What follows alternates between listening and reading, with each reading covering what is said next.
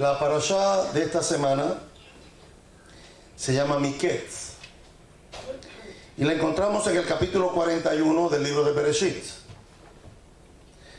Es la porción que leemos en todas las comunidades judías tradicionales y en las comunidades judías mesiánicas. Miketz. ¿Y por qué se llama Miketz? Bueno, porque los nombres que le pusieron los masoretas a cada una de las parashot fueron tomadas de la misma Torá. Capítulo 41, versículo 21 dice, Vayehi Miketz. Dice, y sucedió que al término. El capítulo 42, versículo 23, hay algo interesante que encontramos allí. Quiero por favor que abra su Biblia conmigo. Sabemos que la norma aquí es que hay que traer Biblia. En algunos lugares la gente se sienta a escuchar. Aquí traemos la Biblia y abrimos la Biblia. Capítulo 41, versículo 23. Damos por sentado que cuando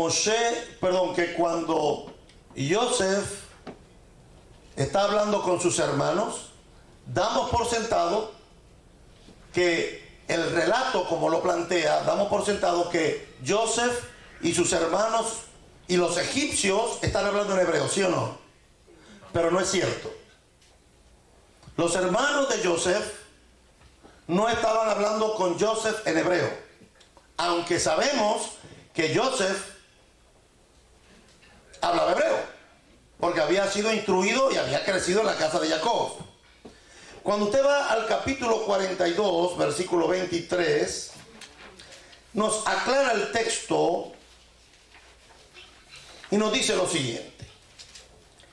Pero ellos no sabían que yo se les entendía, pues el intérprete estaba entre ellos. Entienda lo que estaba sucediendo.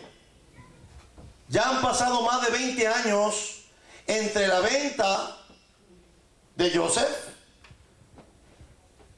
aquel muchacho joven que habían vendido, y aunque nosotros lo vemos de capítulo en capítulo, nosotros no sé por qué los latinoamericanos tenemos un mal hábito de que cuando vemos de un capítulo a otro pensamos que fue de un día para otro. Y la realidad es que no es cierto. Entre la venta de Yosef y Yosef como virrey pasaron más de 20 años. Y es interesante porque Yosef no solamente tuvo que aprender una nueva cultura, porque para llegar a ser el virrey de Egipto, pues tenía que comunicarse en el idioma del imperio. Entienda que uno de los primeros imperios que existieron en el mundo fue el imperio egipcio. De hecho, ahí tenemos todavía las pirámides y la gran arquitectura que nos dejaron, y la ciencia. Fueron los primeros que inventaron el papel, porque hay gente que se les olvidó que la palabra papel viene de papiro, que es una planta que crecía o crece todavía en la ribera del río Nilo.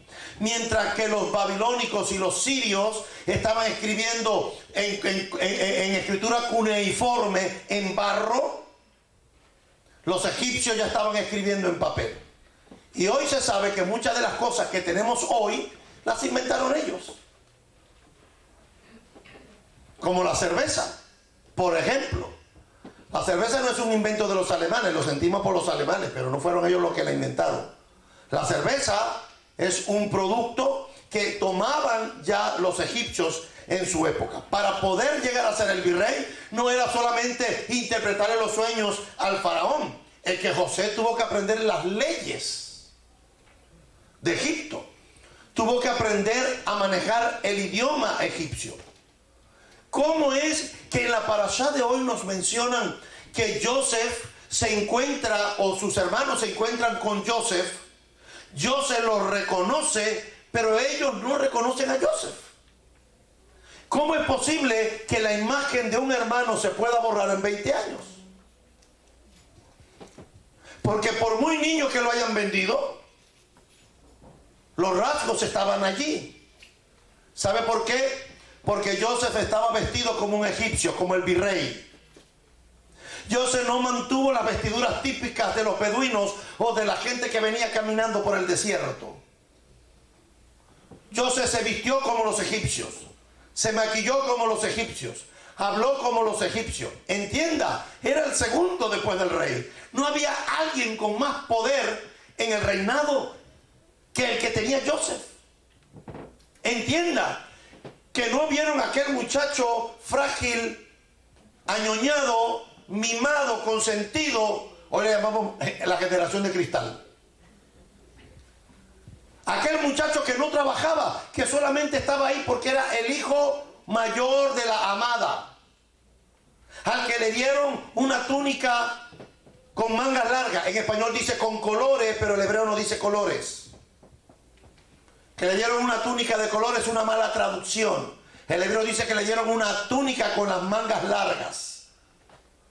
Porque los que tenían las mangas cortas, lo expliqué hace como en la parashá anterior, que los que usaban las mangas cortas eran los que tenían que ir a trabajar, los que tenían que pastorear, pero cuando se ponían las mangas largas era de lujo.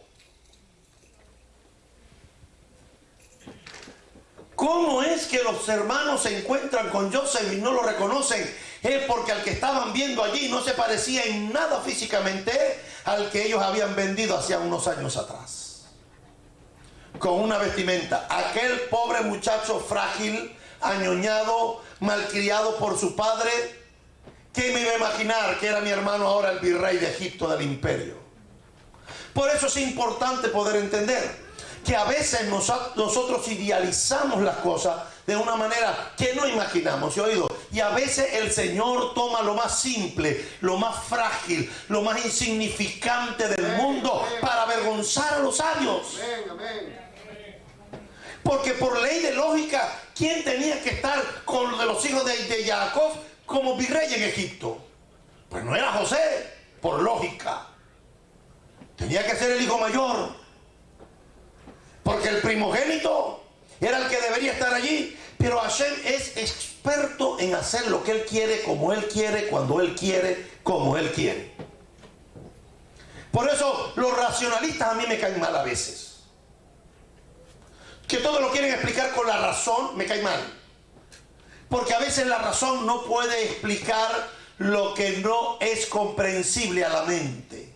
Y entonces empiezan las limitaciones. ¿Cómo era entonces que José? Fíjense, José los identifica. ¿Por qué? Pues José era el menor. Pudo ver a Rubén, pudo ver a Manasés, pudo ver a Leví, pudo ver a Yehudá, pudo ver a Asher, a Naftali. Los pudo ver a todos y los pudo identificar. Pero ninguno de ellos pudo identificar a Joseph. Y menos se imaginaban que aquel muchacho estaba como virrey. Menos. Una de las cosas que tenemos que aprender de Joseph es el dominio propio. Cosa que nosotros los latinos carecemos. En nuestra formación cultural el dominio propio no existe. No existe, no forma parte de nuestra cultura. Pero la parashá de hoy nos habla del dominio propio. De este dominio propio que tuvo Joseph a la hora de enfrentar, oído, el cumplimiento de todo lo que se había dicho con respecto a los hijos de Jacob. Recordemos un poco de la vida de Joseph, que siendo un joven, por culpa de una túnica con mangas, sus hermanos lo odiaron. Luego este mismo muchacho añoñado tuvo 2 sueños. Y causó más problemas estos 2 sueños. Más adversidad. A tal grado que sus hermanos quisieron matarlo. Pero luego, por intervención de uno de los hermanos, que fue la semana pasada, la parashá de la semana pasada, la porción de la semana pasada, decidieron venderlo. Y lo vendieron. Lo llevaron a Egipto. Y estando en Egipto, en la casa de Potifar, su esposa quiso acostarse con él. Y los que no se quedan para el Beit Midrash se pierden las mejores enseñanzas que damos en Sar Shalom. Las mejores enseñanzas de Sar Shalom no las doy ahora aquí a la 1 de la tarde. Las mejores las doy a las 4, las mejores. ¿Por qué razón, preguntaron los sabios, que la mujer de Potifar se quería acostar con Joseph? ¿Por qué? ¿Pero no tenía marido? ¿No tenía marido? ¿Por qué no sé qué? ¿Por qué no se quitó la gana de satisfacer sus deseos sexuales con su esposo si tenía esposo? Algunos piensan, no, es que Joseph era hermoso. Bueno, es una deducción, la Torah no dice nada. La razón por la que la mujer de Potifar quería acostarse con Joseph era porque Potifar era eunuco. ¿Y cómo lo sabemos? ¿Cómo sabemos que la mujer de Potifar era eunuco? O sea, que ella tenía esposo, pero no había nada de nada. Porque los eunucos están castrados. Hay tres tipos de eunuco, dice, está escrito en el Talmud. 3 escritos de eunuco. El que nace eunuco desde el vientre de su madre, el que lo hace eunuco y el que se hace eunuco voluntariamente por causa del reino. 3 tipos de eunucos, y también hemos hablado de eso en otras oportunidades. Pero ¿por qué sabemos que Potifar era eunuco? Porque la Torah lo dice. La Torah dice que Potifar era eunuco. Pero rabino, yo nunca he leído eso en la Torah. Claro, porque está leyendo una traducción que no vierte casi siempre las palabras correctas del hebreo al español.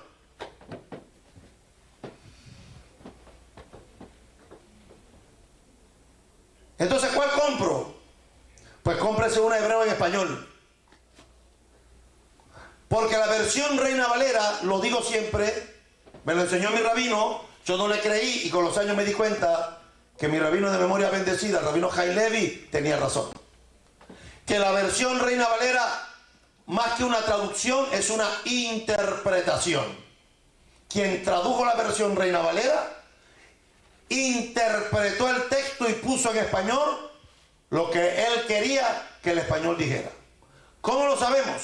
Porque cuando vamos a los originales hebreos, arameos y griegos, muchas y algunas de las palabras que están allí están cambiadas. Pero men yo solo. Potifar, su esposa, quiso acostarse con él y él se rehusó, pero al ser descubierta, culpó al muchacho y fue llevado a la cárcel.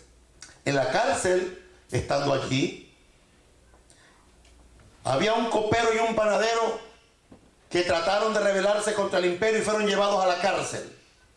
Y estando en la cárcel, el copero y el panadero tuvieron 2 sueños y Joseph lo interpreta.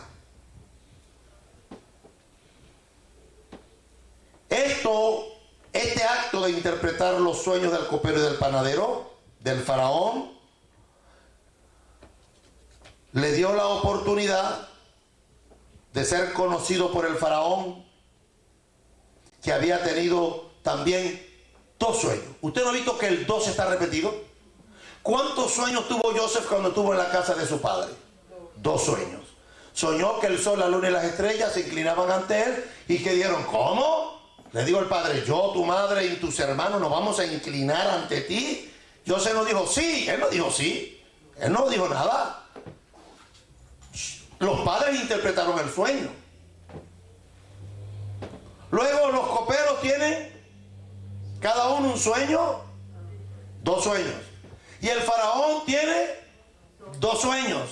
Y sabemos que nos han enseñado los sabios de Israel que cuando la cosa es repetitiva, hay algo que buscar allí. Porque las casualidades en Hashem no existen. Nada sucede por casualidad. Decimos en Venezuela, cuando pasa algo así por casualidad, decimos, uy, me salvé de chiripa. Chiripa es una cucarachita esa chiquitita que no crece mucho, que hace chiquitita, que hay en algunas casas, que las matamos y nunca desaparecen, ¿verdad? En Venezuela le decimos chiripa a esa cucarachita. La grande es la cucaracha, pero la chiquita le decimos chiripa. Entonces cuando me salvo de algo digo, uy, me salvé de chiripita, o sea, chiquitica. Fue por un poquitito me salvé. Ahora, fíjese, es importante porque el faraón tiene dos sueños y nadie los había podido interpretar. Y él lo hizo. Joseph pudo interpretar los sueños y en base a lo que Joseph le interpretó al faraón, él lo nombró virrey de Egipto. Y hasta aquí más o menos está la historia, sin contar tanto en detalle la vida de Joseph. ¿Cómo transcurrió la vida de Joseph? Pero ¿qué fue lo que caracterizó la vida de Joseph ben Jacob en una vida tan conflictiva? En una vida de tantos problemas, en una vida de tanta incomprensión, en una vida de tantas dificultades. ¿Qué fue lo que lo caracterizó? El dominio propio. El dominio propio fue lo que predominó en la vida de él. Y en esta tarde yo pregunto, ¿qué es el dominio propio? El dominio propio es la capacidad que tenemos de controlarnos a nosotros mismos. Oído, es que el Espíritu Santo me va a controlar. Que no te va a controlar si tú eres un descontrolado primero. Y si seguimos repitiendo que yo soy así, usted no sabe que las palabras tienen poder. Que cuando tú sigues diciendo es que yo soy así y yo soy así y yo soy así, no hay actitud de cambio. Porque el mensaje que le estás mandando con tu boca a tu propio cerebro es que tú vas a seguir actuando como estás actuando con tu prepotencia, vas a seguir actuando con tus necedades, vamos a seguir actuando de esta manera carnal. Porque parece que ser así nos hace sentir bien, orgullosos. La prepotencia no debería ser parte de nuestra vida. Porque que el reino de los cielos es de los mansos, no de los prepotentes. Que a los arrogantes los humillan y a los humildes los exalzan. Pero la sociedad de hoy lo que hablan es de empoderamiento. Empodérate, controla, tenga el poder, el señorío. Sí, pero no para hacernos arrogantes. ¿Por qué no te empoderas del autocontrol? ¿Por qué no te empoderas de tu dominio propio y no dejas de actuar más conforme a la carne y te mueves más conforme al Espíritu? El dominio propio no es otra cosa más que la capacidad que tenemos. Repita conmigo, tengo capacidad de controlarme a mí mismo. Can you repeat after me, please? Tengo, no diga que se rieran, diga que repitieran. Tengo la necesidad de controlarme a mí mismo.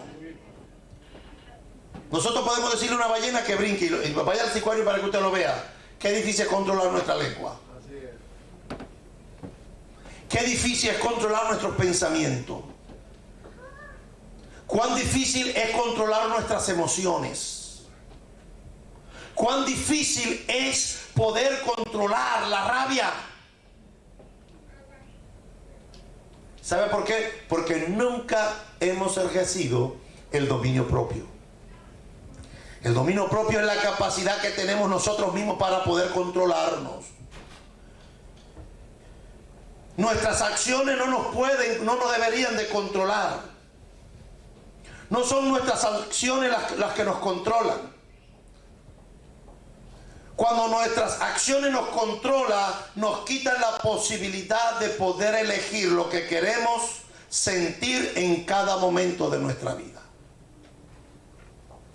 Si miramos el dominio propio desde el punto de vista de la Torá, de la parashá de hoy, en las Escrituras el dominio propio es una virtud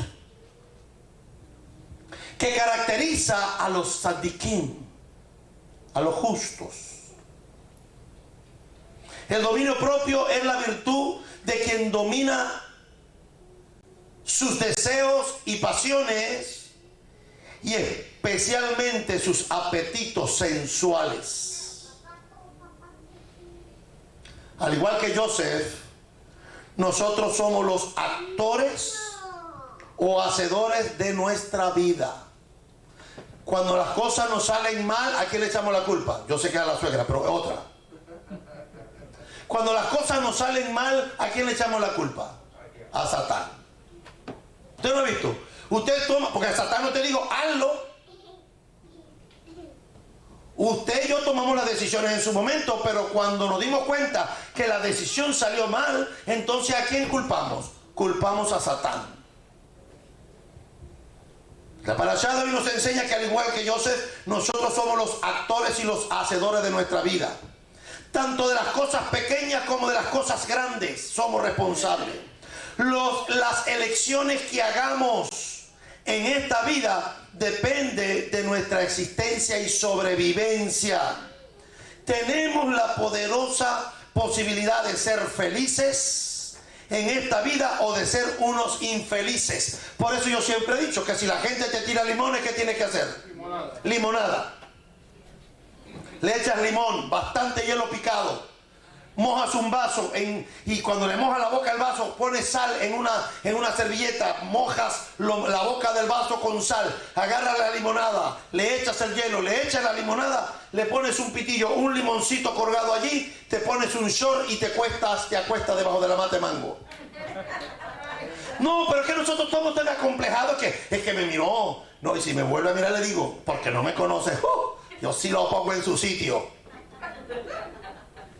Bueno, aquí no hay gente así. Eso en otras congregaciones, aquí no. Aquí no.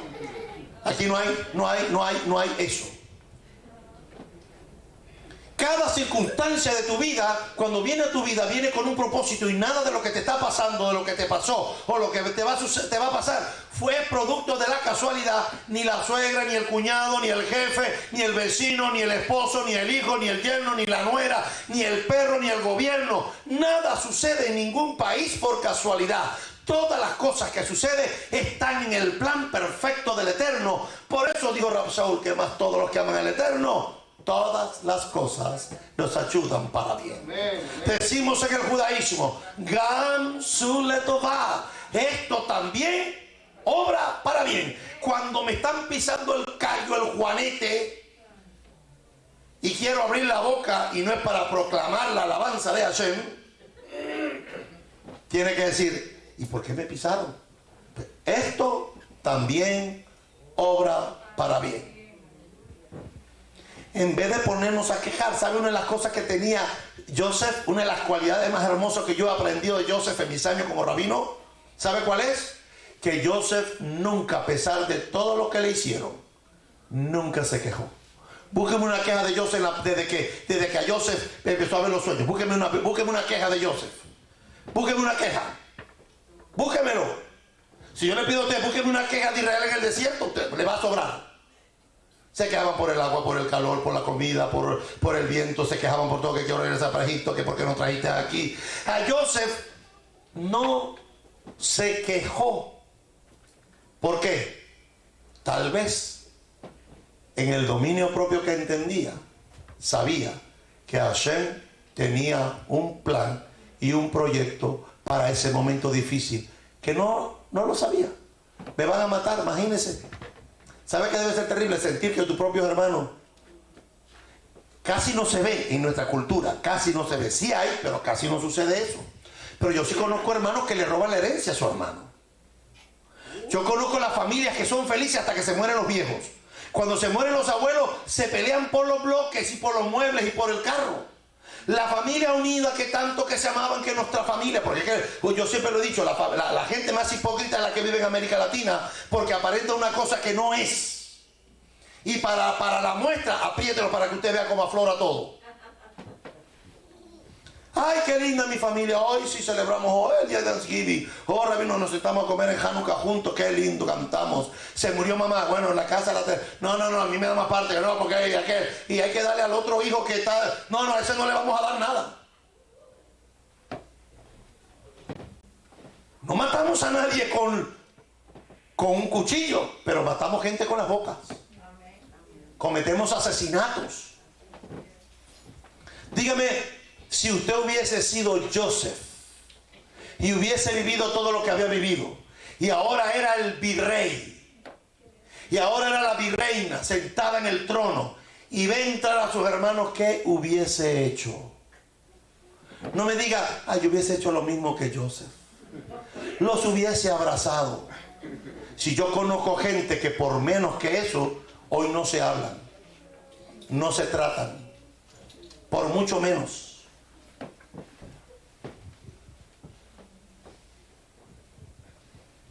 El poder de la vida y de la muerte, ¿dónde está? En nuestra lengua. Fíjense, no está en manos de Satanás, no está en manos de él, está en manos nuestras. El poder de la vida y de la muerte, el autocontrol, el dominio propio, la templanza, el quedarnos callados aunque nos parezca que es una injusticia. Porque tú no sabes si a lo mejor Hashem está utilizando eso para tu bien. ¿Cuántas veces nos hemos orado en los momentos de nuestras angustias? Hemos dicho, ¿por qué esto me está pasando a mí?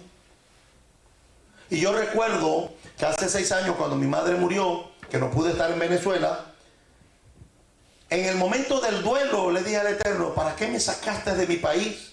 Para este país, si a la final se muere mi madre y no puedo estar ahí para enterrarla. Pasaron 2 años y un día salió la conversación con mi padre y él solo me dice, ¿sabes qué? Y yo creo que el Señor te llevó para los Estados Unidos. ¿Y por qué usted dice eso? Y me dijo, si tú no hubieses estado allá, tu mamá se hubiese muerto no hace 2 años, se hubiese muerto hace 4 o hace 5 años. Porque tu madre, el tiempo que vivió, los últimos años, fueron por la calidad de vida que tú pagabas desde los Estados Unidos para allá. Yo estaba concentrado era en por qué yo quería estar allí. Quería estar ahí para enterrar a mi madre. Pero después entendí que como a Joseph me trajeron para preservar vida. Y hay cosas que usted y yo no entendemos en el momento que las estamos viviendo. ¿Por qué muere un niño tan temprano al nacer? ¿Por qué se tienen que morir los papás? Yo digo que los papás tienen que ser eternos. Cuando vea a Adán lo voy a cachetear. Por culpa de Adán y Eva que la gente se muere. Porque Hashem no nos hizo para morir. Hashem nos hizo para vivir vida eterna. Y por eso cuando llegamos al final del propósito, ¿qué vamos a tener? Vida eterna como teníamos al principio. Pero a Adán y a Eva se le ocurrió ir a pecar y la muerte llegó. No hay nada más doloroso para un hijo ver morir a sus padres, a los abuelos. Tiene que ser peor ver a un padre morir un hijo. Y a veces uno se pregunta, y yo que trabajo con la Fundación Sentido Vital, con la hermana Patricia, tenemos que lidiar a diario con personas que les han masacrado a sus hijos, que se los han picado en pedazos, que los han escondido en terrenos baldíos. Y estas personas llegan y siempre te hacen la misma pregunta, ¿por qué le pasó esto a mi hijo? Si mi hijo no era una persona mala. Tantos miserables que hay por ahí, y tuvieron que quitarle la vida a mi hijo en un baño, en una escuela, en una universidad. Y la única respuesta que tenemos es, esto también obra para bien. Y uno de los propósitos de la Fundación Sentido Vital es que la gente pueda salir del atolladero emocional en que se encuentra. Pero ¿sabe qué? Lo hemos visto en la Fundación. Las personas que salen de sus atolladeros terminan siendo mejores personas. Porque su experiencia triste de vida la volcaron ahora para ayudar a otros. Como la hermana María y George Goff. Su niño fue el que mataron en la escuela ahí en Coral Gables, que le metieron 40 y tantas puñaladas en el cuello. Su mejor amigo lo mató. Nuestra hermana María y George Goff ahora andan diciéndole a la gente que se puede perdonar al que mató a mi hijo. Lo perdonamos. Para llegar a decir eso, ver a la madre del asesino de tu hijo enfrente y abrazarla y decirle, ¿sabes qué? Yo te amo. Yo no tengo nada contra tu hijo, pero tiene que pagar lo que la ley establece. Esas son personas que tienen dominio propio, que no dejan pasar, que no dejan que su carne se les subleve ante una circunstancia específica. Y ya lo dije, el dominio propio, la templanza, no es otra cosa que una virtud de los justos. Las cosas buenas y las cosas malas van a depender de ti. Hay gente que camina con un saco de complejos y eso vive la vida más triste. Si estamos hablando y nos reímos y miramos a esa persona, si se están burlando de mí. O sea, no piensa, seguro que me miraron y se alegraron porque me vieron. No, los acomplejados dicen, se están riendo de mí. Yo tengo un refrán y se lo enseñé a mis hijos. A mí el que no me quiere, se lo pierde. Yo soy como el helado de chocolate, a todo el mundo le gusta. Y al que no se lo quiera comer, te lo perdiste. Mis hijos no tienen problema, a mí sí. Mire, yo soy de las personas que cuando yo hago la comida de Shabbat y nadie en la mesa me dice, me quedó rico, yo mismo me lo digo. Digo, William, hermoso, la mejor comida de Shabbat que has hecho en el último mes. Y a veces mi esposa me dice, oye, baja la autoestima, bájale 2. Tienes que esperar que termine. No, yo no puedo esperar, si es que esto está riquísimo. Porque no necesite que alguien me motive. Es que el gozo del Señor es mi fortaleza. Si yo voy a depender de los demás para que me motiven, entonces estamos mal, porque me creo una persona dependiente de las emociones, que me manipule las emociones. A mí el que no me quiere se lo pierde. Con que me ame el Señor, lo demás es tontería. Porque con el Señor todo lo puedo. Si Él es conmigo, ¿quién contra mí? Ninguna espada forjada contra mí prosperará. Porque Él será mi castillo, mi retaguardia. Él guardará mi salida y mi entrada desde ahora y para siempre. Los que se quieran pelear conmigo van a perder el tiempo. Porque no me van a sacar. Y mire que yo soy peleón. Y mire que meto raspe.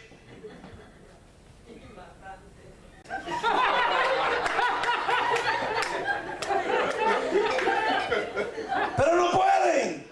¿Sabe por qué? Porque estamos tratando en la medida que podamos aprender de lo que la Torah nos enseña. Esta parashá nos encontramos en el relato del capítulo 42. Vaya conmigo al capítulo 42, versículos 6 y 7.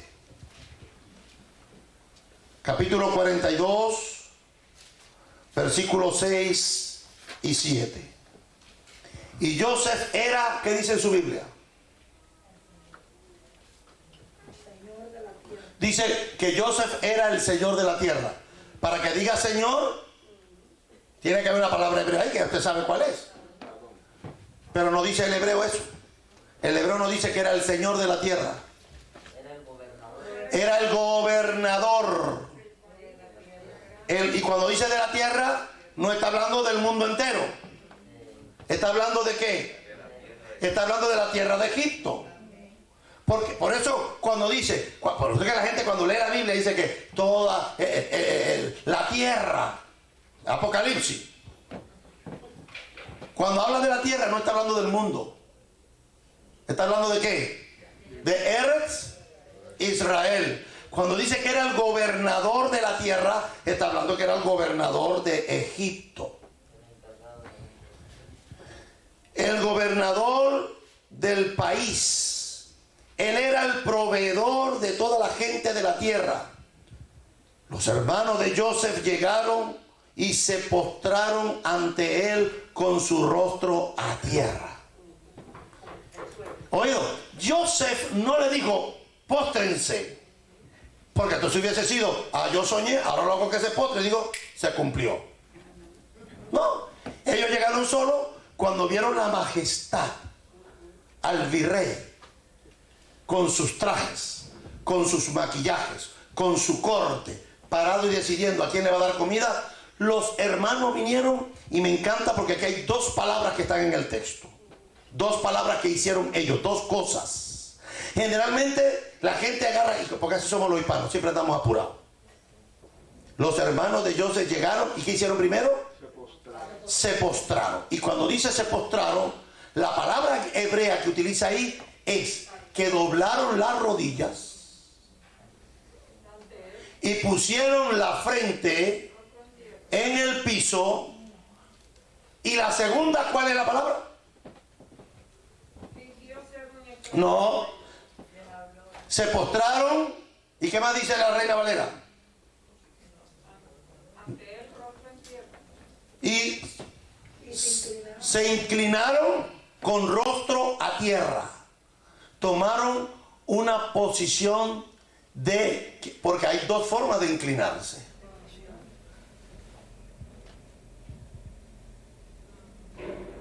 Esta es una. Y la otra es postrarse. Hay gente que se arrodilla, pero no se postra. Cuando la Biblia habla de postrar, no está hablando de este acto. Cuando la Biblia dice postrar, es que las dos rodillas están en tierra y la frente está puesta en el piso. Las manos se extienden en el piso y oído, y las pies se alargan y la gente se acuesta completamente delante de la persona.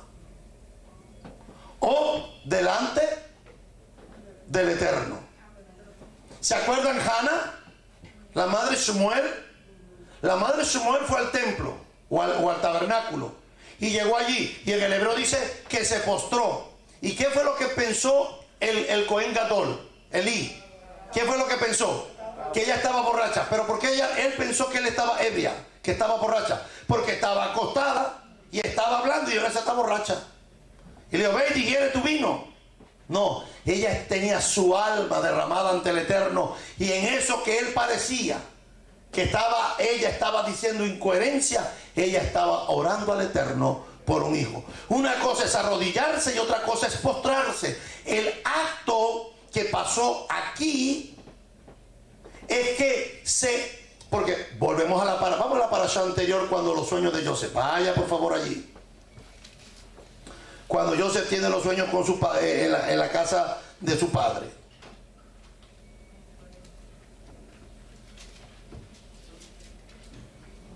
Capítulo 37. Versículo 6 o el 5 dice: y soñó Joseph un sueño y lo contó a sus hermanos, y ellos llegaron a aborrecer más todavía. Y él les dijo: oigan ahora este sueño que he soñado. He aquí que atábamos manojo en medio del campo, y he aquí que mi manojo se levantaba y estaba derecho, y vuestro manojo estaban alrededor. ¿Y qué dice? Se inclinaban al mío. No dice se postraban.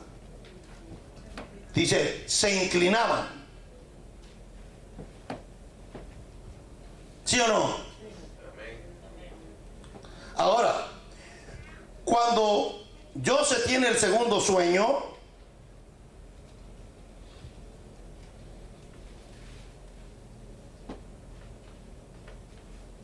versículo 9, y soñó otro sueño y lo contó a sus hermanos diciendo: he aquí que he soñado otro sueño, y he aquí que el sol, que era en este caso entendemos que era el padre, la luna, que era la madre, y las 11 estrellas se inclinaban a mí. Y lo contó a su padre y a sus hermanos, y su padre respondió y le dijo: ¿qué sueño es este que soñaste? ¿Acaso vendremos yo y tu madre y tus hermanos? ¿Y qué dice?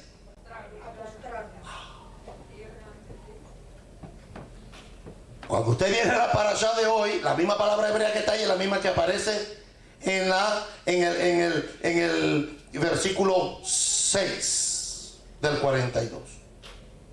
Los hermanos de Joseph llegaron y se postraron ante él con sus rostros a tierra. Y Joseph vio a sus hermanos y los reconoció. Pero actuó como un extraño hacia ellos y les habló con dureza. Y les dijo: ¿de dónde vienen? Ellos dijeron: de la tierra de Canaán, para comprar alimento. Y Joseph había reconocido a sus hermanos, pero ellos no lo habían reconocido. Y Joseph recordó. ¿Qué recordó? No, ¿por qué paró la Biblia? Siga conmigo. ¿Qué recordó? ¿Recordó qué cosa? El sueño. Fue el sueño. Pero dice el sueño en su Biblia. Los sueños. Bueno, a ver, pónganse de acuerdo. La casa de Hillel, por favor, y la casa de Shammai. Pónganse de acuerdo. ¿Qué es lo que dice? ¿Qué fue lo que recordó? Ahí dice que él o los. Entonces no es él. No diga el sueño. Recordó que los sueños. ¿Por qué tiene que decir los? Porque era el primero con los hermanos y el segundo con el padre. Pues ya la madre había muerto. Y ahora fíjese, es interesante esto acá, porque el primer sueño se había cumplido, faltaba el segundo. Y Joseph dijo: si ya se cumplió el primero, de segundo que el segundo también se va a cumplir. Usted se imagina que el profeta Isaías profetizó 750 años antes de Yeshua. Dijo que he aquí una virgen, una alma, va a dar a luz un hijo. Y se cumplió 750 años después. Para los que quieren que Dios le hable ya. Para los que quieren que Dios le hable ya, porque es que a la gente hoy le metieron en la cabeza que Dios está al servicio nuestro. No, rabino, sí, óigalo para que usted vea. No te lo dicen así. Pues yo declaro, o sea, Dios tiene que hacerlo porque yo declaro. Yo activo, Dios tiene que hacerlo porque yo lo digo. No es si tú quieres, si es tu voluntad. Tú que eres el Melech, Jaolam. Haré esto o aquello, dijo Santiago. Si Dios quiere, dice, si Dios quiere, haré esto o aquello. Si Dios quiere. O sea que no es por lo que tú dices que yo declaro, que yo confieso, que yo activo, o el poder de Chazán, por el poder de los Avengers. No, nada de eso. Es que por más que tú pidas, si Hashem no determina y eso no es lo que te conviene, no va a suceder. Tienes que entender que Hashem siempre va a cumplir en ti y en mí su voluntad. Que repita conmigo, es buena, es agradable y es perfecta. No nos va a complacer en los caprichitos. Dice, los sueños. Reconoció y Joseph recordó los sueños que había soñado acerca de ellos y les dijo. Se les dijo, ¿ve? Se los dije. Aquí están. No, Joseph no le dijo eso. Eso es lo que nosotros hubiésemos hecho. Mi mamá tenía un refrán que cuando ella decía algo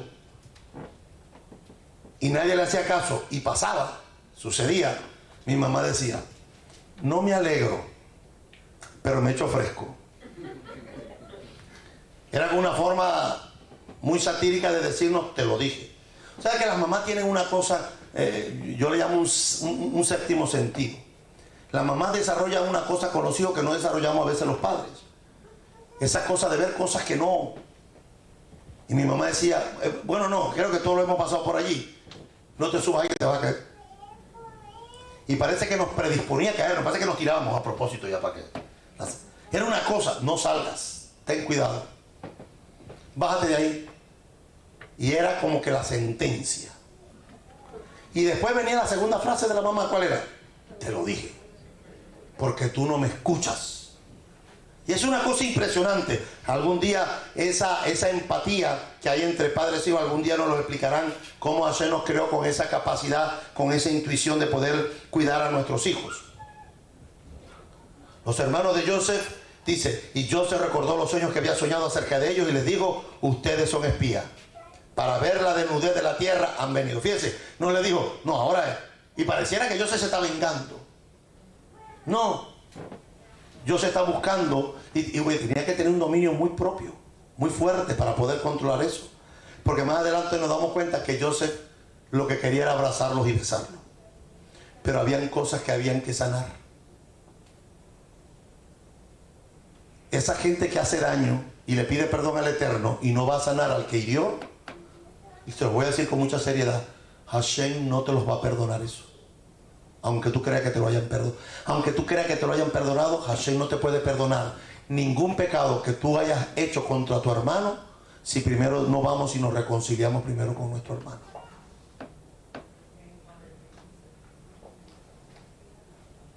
Eso de que le hago daño a la gente y le pido perdón a Dios, no camino. Si no perdonáis a los hombres vuestras ofensas, tampoco vuestro Padre Celestial los perdonará a ustedes. Y ellos dijeron, hemos venido a comprar alimento, es lo que venimos. A mí me encanta porque cuando yo se empieza a apretar, ellos empiezan a decir, no somos espías, nosotros somos tu siervo, somos gente buena, dice ellos. Somos gente. Es que pero usted no lo ha dicho también, usted lo ha dicho también, ¿sí o no? No hemos dicho, ¿por qué me pasan estas cosas a mí que está diciendo? Que usted no se la merece, que usted es una persona buena. ¿Por qué me pasan estas cosas a mí? Pero nosotros somos gente buena y tenemos un papá bueno. Lo que pasa es que se acabó la comida en Canaán y hemos bajado a Egipto porque nos enteramos que aquí hay comida. No, le dice Joseph, no, ustedes son espías. No, nosotros somos unos hermanos. Y a mí me encanta porque cuando van a hablar de Joseph, nosotros éramos 12, pero uno desapareció.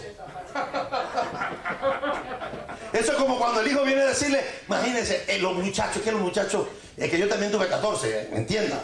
Si usted no los tuvo, yo los tuve. Traté siempre de decirle un cuento a mi mamá. Imagínense, cuando yo le iba a contar un cuento, mamá tenía una biblioteca llena de libros. Y me decía, cuando tú vas, ya yo llegué y estoy reposando. Las mamás y los papás sabemos cuando los hijos dicen mentira. Porque los ojos se desorbitan. Empezamos a transpirar. Respiramos fuerte. A ver, los que tienen muchachos todavía, ya los míos están bastante grandecitos, pero los que tengan muchachos, cuando les vengan a decir una cosa, ustedes háganle para que ustedes vean que se les quiere salir los ojos de las cuencas de las cavidades óseas. ¿Qué pasó? Porque no, me asustaste. No, que tengo aquí algo atorado aquí. Ellos piensan que nos engañan. A veces nos hacemos los tontos. Porque también yo tuve 14. Un día me escapé. ¿No le he contado chiste cuando me escapé un día? Me escapé de la escuela, de la secundaria. Imagínense, a mí me decían tango triste. Usted ve a esta persona hoy, esto solamente lo hizo Yeshua. Yo era una persona súper aburrida, introvertida. Bueno, me decían tango triste. Ya con eso imagínense. ¡Tango triste! Me llamaban en la secundaria. Y yo, ajá. Ven para acá, que vamos a escaparnos. No. Vamos ya, bobo, vamos a escaparnos una vez, que tú eres muy buena gente, muchacho, ven. Y la cerca era altísima.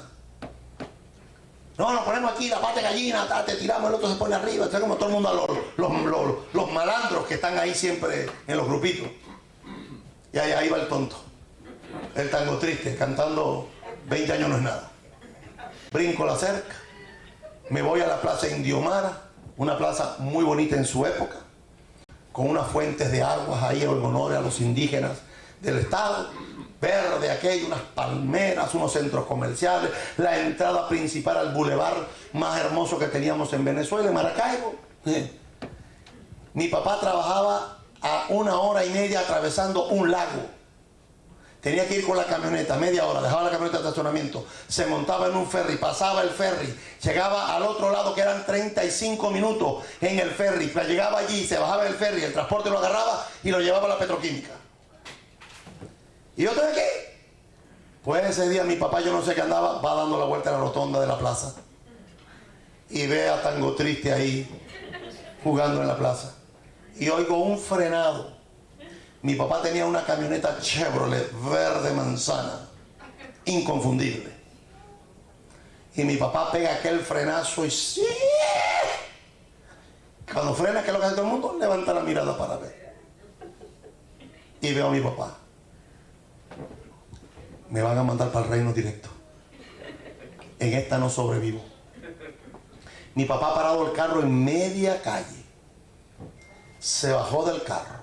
Tiró la puerta y mientras que el señor se me iba acercando, yo me iba poniendo blanco. Y me dice, ¿qué haces aquí?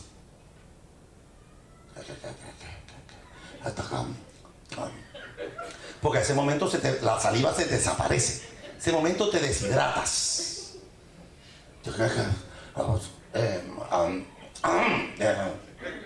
Y había una negrita en el grupo, se llama María, y sale ella, muy faramallera, muy echadora, y dice, ¡ay, ¿usted quién es? Yo soy el papá de él.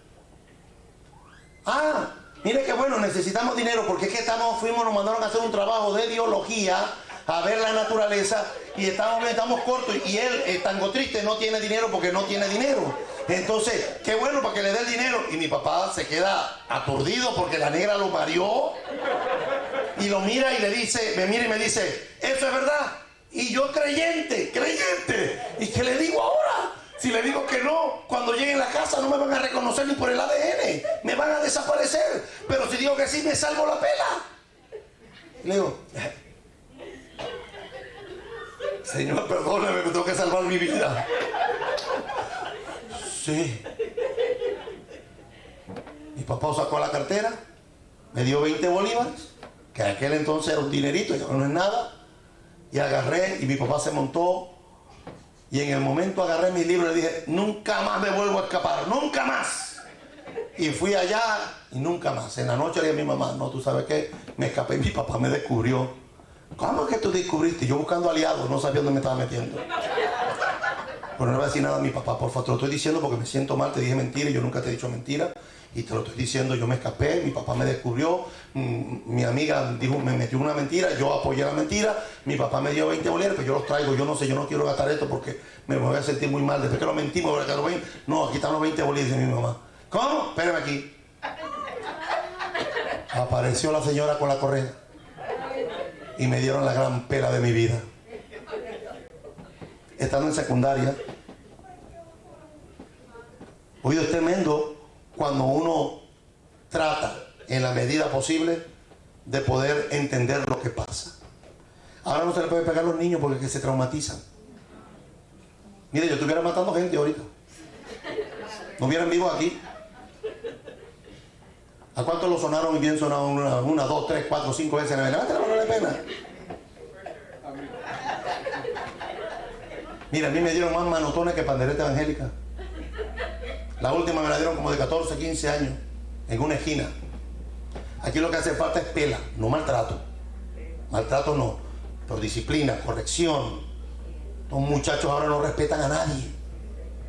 No respetan a nadie. José se acordó de los sueños y los vio ahí. ¿Sabe lo que buscaba José? Que ellos hicieran teshuva, que empezaran a reconocer su falta. Y entre ellos empezaron a decir que es por culpa nuestra que nos está pasando esto. Nadie les dijo a ellos, mira, esto fue por vender a Joseph. Es que tú siembras tomates, no. Perdón, si tú siembras cebolla, no esperes recoger tomates. Si tú siembras tempestades, no esperes recoger paz. Lo que el hombre sembrar, eso mismo cosechará. Si tienes tu casa, tu familia, tu hogar, tu trabajo, el barrio revuelto, no es culpa de Satanás, no es culpa de la suegra, es culpa de que tú mismo has sembrado y tienes que recoger. Tenemos que recoger. Yo se les hablaba en egipcio y ellos no entendían, porque había un intérprete entre ellos. A veces hace falta gente en el medio para explicar, para hacer entender. A veces los hijos no escuchan a los padres, no los escuchan. Pero viene un intérprete y le dice lo mismo que le está diciendo el padre, entonces entiende. Tú no has visto que los niños te dicen, no, es que él no come eso. Si somos las mamás son así, el niño no come eso. Nunca, no ha podido, nunca, hasta que se case. Cuando el niño se casa, se come todo lo que la mujer se le pone y dice que está rico. Así no esté. Y dígame si se lo da la suegra. Aunque esté malísimo. Que esté malísimo. Porque quieren hacer la suegra. No. Nadie que es inteligente le va a decir a la suegra, esta comida no sirve. Aunque esté mala, nadie lo va a decir. Una persona para que tiene que estar desquiciado. Yo recuerdo la primera vez hace muchos años que traje pita. Pan de pita a la sinagoga. Nadie había visto un pan de pita. Imagínate, los cubanos lo que comen es yuca y arroz con congrí. De ahí no lo saquen. No salen de ahí. Y ven una pita y te dicen, no, esta tortilla a mí no me gusta. Que no es tortilla, que es un pan. No, pero no me gusta. Pero ¿cómo no te gusta si no lo has probado? No me gusta. Los nicaragüenses, no, es que esta tortilla está rara. Esa tiene que ser, yo creo que es pupusa. Eso tiene que ser de los salvadoreños, no, pero la tortilla nicaragüense es mejor. Que no es tortilla, que es pan. Rabino, estas arepas son andinas. Que no son arepas, que son pan. Es pita, pan de pita. La comemos los judíos y los árabes.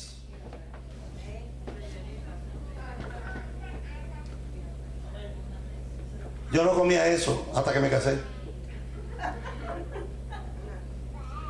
Es más, hoy llegué y me echaron un piropo. Rabino, vino muy bonito hoy, vino muy elegante. Y usted sabe la respuesta, ¿cuál es? Mi mujer me vistió. Yo no escojo ropa. Antes yo escogía ropa. Ya no. La que ella me ponga, esa me pongo. Si me queda bien, perfecto. Y si no me queda bien, con que a ella le guste que me vea así, suficiente. A veces necesitamos intérpretes para entender las cosas. Que hubiera intérprete entre ellos nos muestra que los dos idiomas no eran parecidos, ni eran familias. El árabe es una lengua hermana del hebreo. El arameo es una lengua hermana del hebreo. El árabe, el arameo y el hebreo son lenguas hermanas, pero el egipcio no. Por eso se necesitó un intérprete. Los judíos cuando fueron llevados a Babilonia no tenían problema, porque el arameo y el hebreo son lenguas hermanas, como hoy el portugués y el español. Son lenguas hermanas, son lenguas romances. O el italiano. Nosotros podemos escuchar a una persona hablando italiano y vamos a poder entender mucho de lo que están diciendo. Nosotros podemos escuchar a un brasileño, a un portugués hablando en portugués y le vamos a entender muchas cosas. ¿Por qué? Porque muchas son lenguas hermanas, son lenguas romances. Joseph tuvo que dominar sus propias emociones y suprimir sus propios deseos de abrazarlos, besarlos, para poder estar delante de ellos y hablarle duramente. Para Joseph no fue difícil tener dominio propio. ¿Qué fue lo que desarrolló el dominio propio en la vida de Joseph? Los años de sufrimientos. Por ahí dicen que más sabe el diablo por viejo que por diablo. Las experiencias de la vida, la universidad de la vida, son las que nos hacen a nosotros expertos en materia, cosa que los hijos no entienden. La característica más importante para que un hombre pueda llegar a ser un sádic, un justo, es poder desarrollar el dominio propio ante la adversidad y los sufrimientos. Que cuando alguien se muere, tener el dominio propio para entender que así lo determinó el cielo, y nos paramos con el sidur en la mano y recitamos el Kadish. Irgadash, Beirgadash, Shemei Rabá, que su gran nombre sea bendito. Alguien dice que el Kadish es la oración de los muertos, por los muertos. Eso no es cierto. Eso lo dice la gente tonta que no sabe ni lo que está diciendo en internet. El Kadish, ni siquiera la palabra muerto se menciona en el Kadish, que entre paréntesis no está en hebreo, está en arameo. El Kadish está en arameo, para los que quieren mofarse de que eso es su conocimiento. El Kadish es una aceptación de la voluntad de Hashem en lo que sucedió. ¿Por qué te llevaste a mi mamá? Me hubiese llevado con ella. Mentira, si se hubiese venido la una, tú no te hubiese metido. El Kadish, Yirgadash, Beirgadash, Shemei Rabá, que su gran nombre sea bendito y loado eternamente y para siempre. Yo acepto la voluntad de que te llevaste a mi padre, que te llevaste a mi madre, que te llevaste a mis hijos, que te llevaste a mi abuelo, que te llevaste a mi abuela. Yo acepto tu voluntad. ¿Y qué es lo que hago? Bendigo tu nombre, alabo tu nombre. Por eso el Kadish dice que su nombre sea alabado, exaltado, bendecido, honrado, magnificado. ¿Por qué? Porque en vez de quejarme, acepto que todo obra para bien.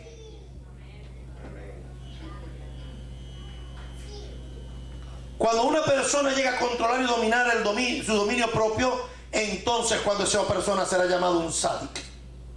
No es que dígame sádic, dígame rabino, dígame jajam, llámeme de ahora jajam, llámeme Rambam Rabotai.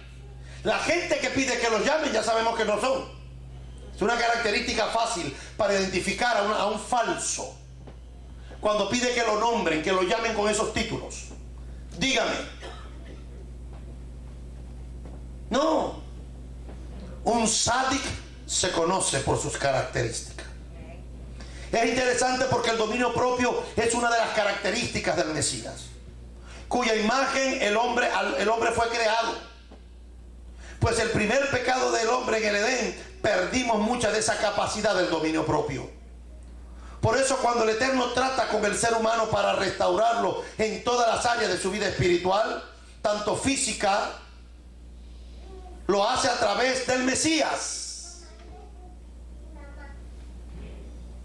Con el dominio propio Sufrimos las pasiones temporales para que podamos obtener a largo plazo un mayor placer. Irá llorando el que siembra la preciosa semilla, pero volverá a venir con regocijo trayendo sus gavillas. El dominio propio sabe decir no cuando el pecado se le presenta envuelto en un hermoso papel de regalo. Ay, rabino, es que Satanás me engañó y pequé.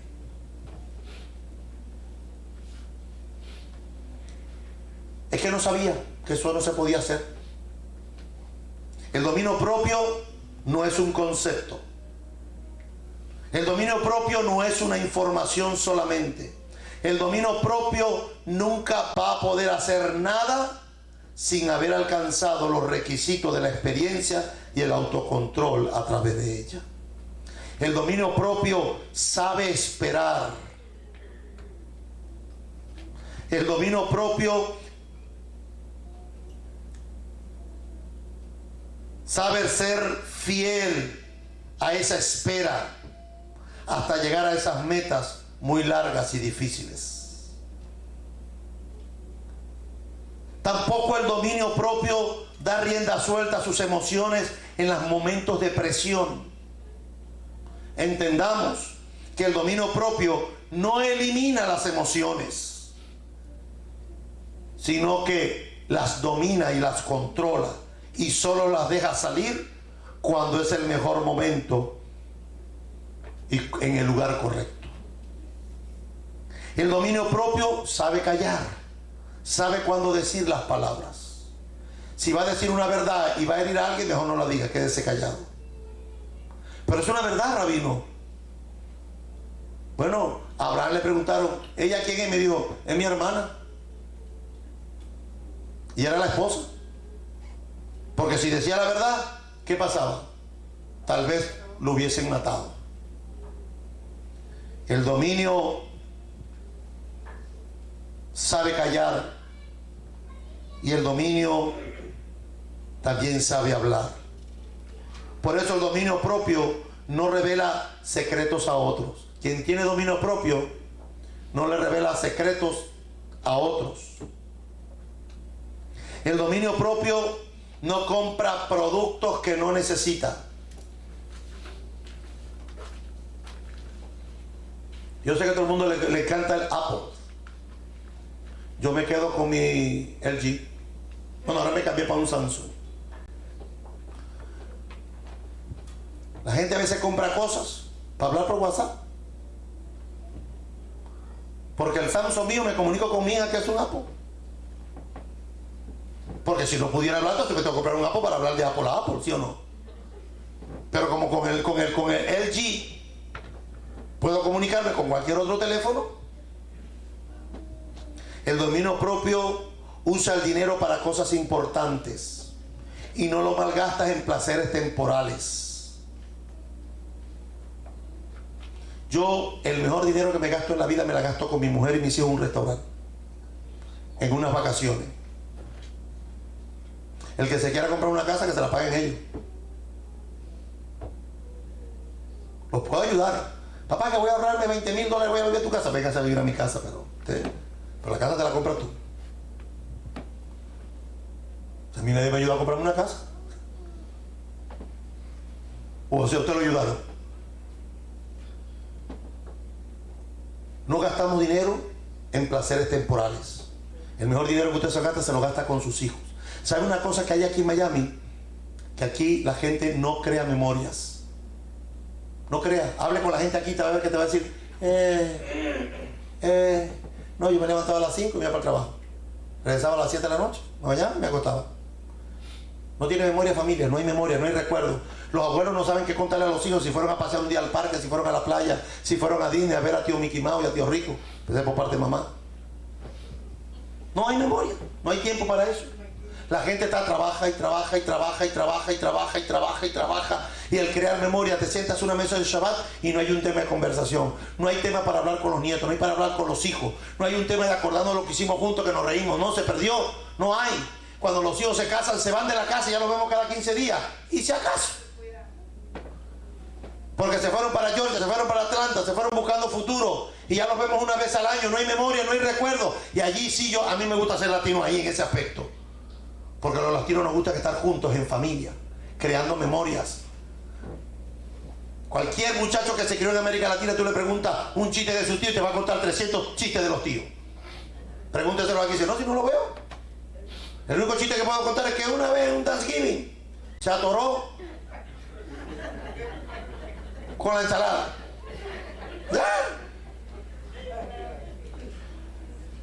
No gasta, uno que tiene dominio propio no gasta lo que no tiene. Tampoco gasta dinero en ropa nueva cuando tiene el closet lleno de ropa. Las mujeres sufren con eso, abren el closet y dicen, no sé qué ponerme. Y las camisas mías todas apretadas en la esquina. No tengo zapatos. O sea, miren, ¿cuántos pares de zapatos tenemos los hombres? Máximo, fíjese, máximo podrán tener 4 o 5 pares de zapatos. Sacando los deportivos, zapatos de vestir, uno negro, uno marrón, un cafecito. Bueno, café y marrón es lo mismo para mí. Carmelita con los chocolates. Uno negro y ya, no hay más zapatos. Tú vas al cuarto y abres el closet de la mujer y aquello es apoteósico, Payless. Todos los colores, todos los tamaños, todos los modelos, con tacón, sin tacón, sandalia, no sé qué. Y llegan frustradas y te dicen, es que no sé qué ponerme. No tengo zapatos, tengo que comprarme otro nuevo. Y yo entro en mi hija, dame una casa más grande, pero es para agrandar el closet. Ropa aquí, ropa arriba, ropa abajo, y no hay. Llega el invierno y te dice, no, es que llegó el invierno. No tengo chaqueta, no tengo suéter para el frío, me de Miami. Al frío. Una persona que tiene dominio propio no gasta dinero en cosas nuevas cuando tiene el closet lleno de ropa. El dominio propio no come cosas que la Torah prohíbe. Ay, rabino, que los nacatamales estaban tan ricos. Los hallaquitas, ay, rabino. Ay, rabino, aquellos chicharroncitos. Me acuerdo y se me vuelve la boca agua, rabino. Rabino, aquellas mariscadas que, con pulpo, langosta. Una persona que tiene dominio propio no come cosas que la Torah prohíbe. El dominio propio siempre mira al Dios invisible, que siempre lo mira, siempre lo observa, siempre lo ve. Y ese Dios que todo lo ve, sabe aún las intenciones de nuestros corazones, para saber qué hacer en cada momento y en cada situación, y en cada lugar propiamente. Termino diciendo, José se apartó de sus hermanos por un momento para llorar. Ya no podía más. Tenía muchas ganas de abrazarlo.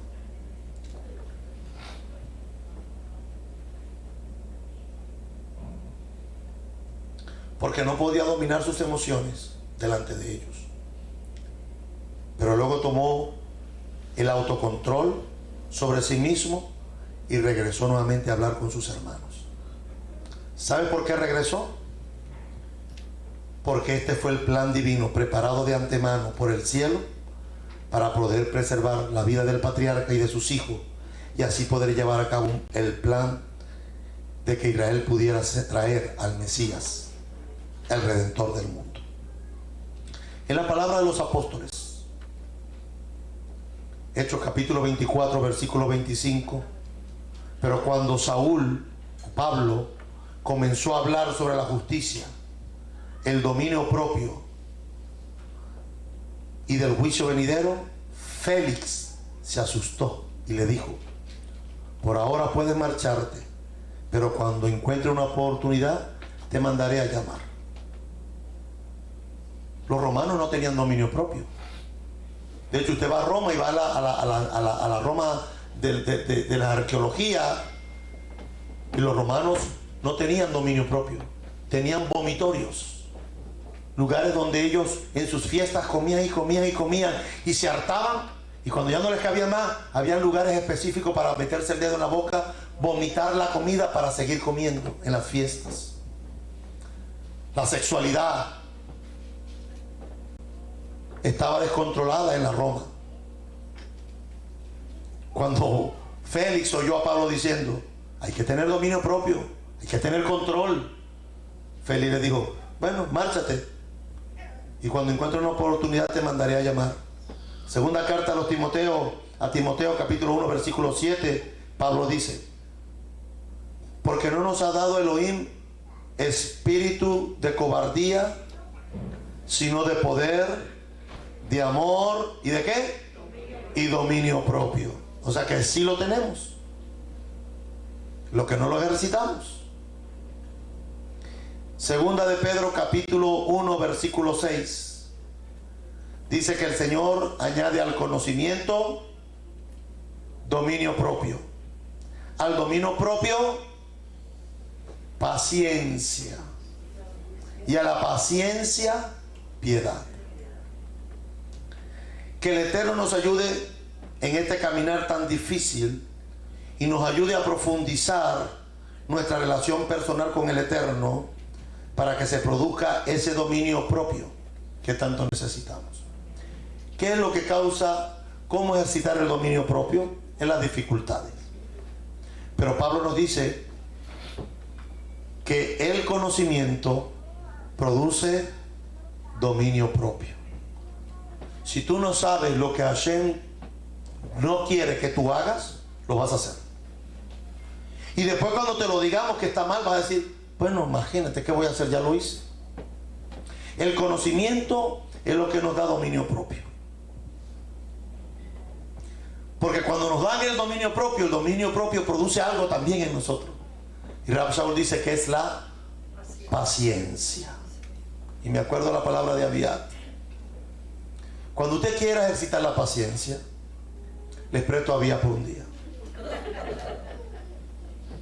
Les presto a mi hijo menor. Ya aprendió a decir, me dice, es que no me tienes paciencia. Me lo dijo en estos días. Porque no es fácil atender el teléfono del concilio, el teléfono de la sinagoga, preparar los estudios y Abiat corriendo por toda la casa comiéndose todo lo que hay de comida. Y digo, para, ya, me tienes hasta aquí, relájate. Y me mira y me dice, tú no me tienes paciencia. El dominio propio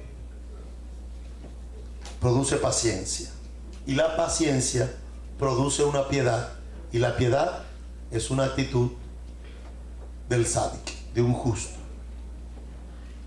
Joseph termina diciéndole a sus hermanos, ustedes no me vendieron a Egipto. Y sabemos que sí lo hicieron, pero él les dice, ustedes no me vendieron a Egipto. Hashem me trajo aquí para preservarles la vida. Pónganse de pie.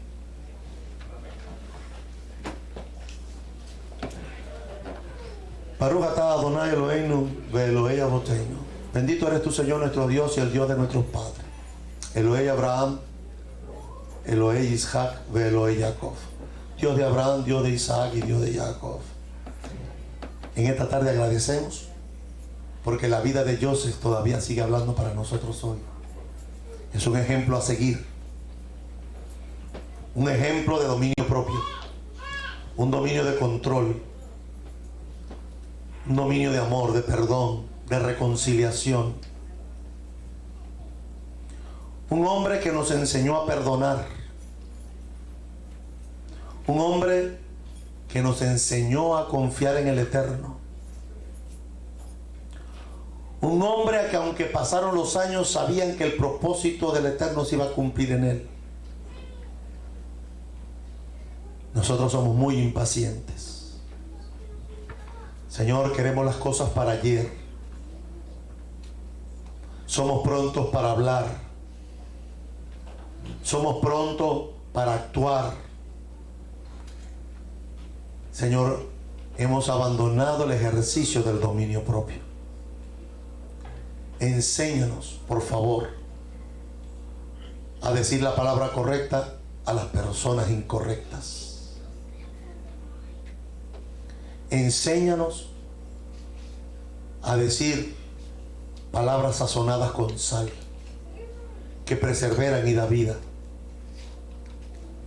Enséñanos a, como Joseph, a entender que por muy difícil que la estemos pasando, a los que aman al Eterno, todas las cosas nos ayudan para bien. Guárdanos esta semana, esta fiesta de las luces, de los milagros, que sigan obrando milagros en nuestro tiempo, como obraste en tiempos pasados. Ponemos delante de ti a nuestro rabino Carlos enamorado, que tú tomes control, Padre amado, de esa situación cardíaca por la que está pasando. Ponemos ese corazón en tus manos, ponemos ese corazón en tus manos, que lo restablezcas, que haya para una refuá shelema pronta en el Mesías Yeshua. Te lo pedimos, por favor, por los méritos de Yeshua el Mesías, que haya una refuá shelema. Ponemos, Señor, a nuestra hermana María Esther, Señor, en tus manos, la hija de nuestro rabino Robert Camacho y de la rabanit Marisol. Ponemos a María Esther en tus manos. Señor, mañana le van a inducir el parto. Sabemos, Señor, que cuando tú envías un hijo, lo envías para bendecir nuestras casas. Señor, que la vida, Señor, de la niña sea de bendición para ella, y que mañana todo esté dirigido, Señor, y planeado y dirigido por tu Ruach HaKodesh, que no sean las manos de los médicos, sino que sean tus manos, Señor, las que le den la bienvenida, Padre amado, a esta nueva integrante de esta familia, esta nueva bendición que va a seguir completando y ampliando la mesa, Señor, de mi rabino Robert y de la Rabani Marisol. Te damos gracias porque nos has permitido llegar en este tiempo. Gracias por la visita que vino. Gracias, Señor, porque nos han mantenido sanos. Y aquí estamos contentos, gozosos en esta fiesta de Hanukkah. Bendice nuestra semana. Bendice nuestro trabajo. Guarda a nuestros hijos cuando vayan a las escuelas, a las universidades. Guarda a nuestras esposas cuando vayan a trabajar. Guarda a los esposos cuando salgan a buscar sustento, Señor, y que nos proveas a todos conforme a tus misericordias.